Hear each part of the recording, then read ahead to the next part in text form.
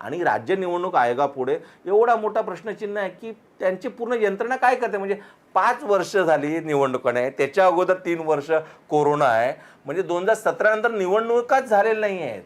17 नंतर जर निवडणुका झालेल्या नसतील, आज 8 वर्ष झालं राज्य निवडणूक आयोगाचा जो पांढरा हत्ती आहे, तिथे अधिकारी केवळ काय पेन्शन घेण्यासाठी आहेत, लाल दिव्याची गाडी घेण्यासाठी आहे, नोकर चाकरसाठी. अधिकारी काय करताय, ह्याला जाब कोण विचारणार.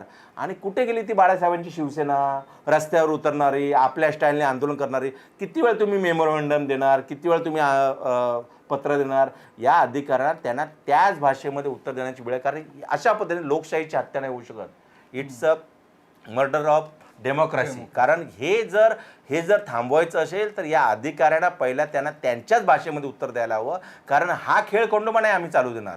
मतदार म्हणून, जागरूक नागरिक म्हणून, एक मीडिया म्हणून हे अशा पद्धतीने जर दिनेश वाघमारे हम करू शकायचं, दिनेश वाघमारेंना घरी पाठवावं लागेल. दिनेश वाघमारे जर ज्या पद्धतीने देवेंद्र फडणवीस यांनी त्यांची नेमणूक केली आहे, त्याच देवेंद्र फडणवीस यांनी राज्यपालांना जे काय कॉन्स्टिट्यूशनमध्ये जे काय ते आयुध असतील त्याचा वापर करून त्यांना घरी बसवलं पाहिजे.